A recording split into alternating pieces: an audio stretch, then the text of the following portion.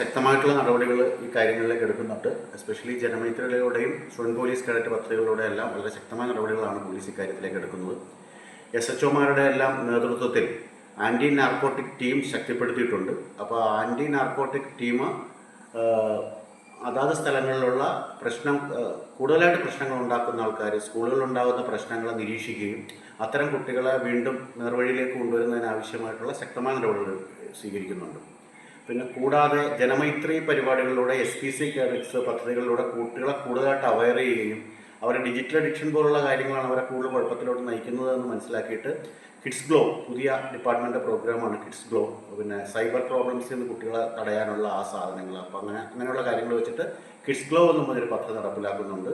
കൂടാതെ ഇങ്ങനെയുള്ള സംഭവങ്ങൾ ഉണ്ടാകുമ്പോൾ കർശന നടപടികളും അവയർനെസ്സും, കുട്ടികളായതുകൊണ്ട് കൂടുതലായിട്ട് അവയർനെസ്സാണ്, കർശന നടപടി സ്വീകരിക്കാനും എല്ലാ SHOസിനും നിർദ്ദേശം കൊടുത്തിട്ടുണ്ട്.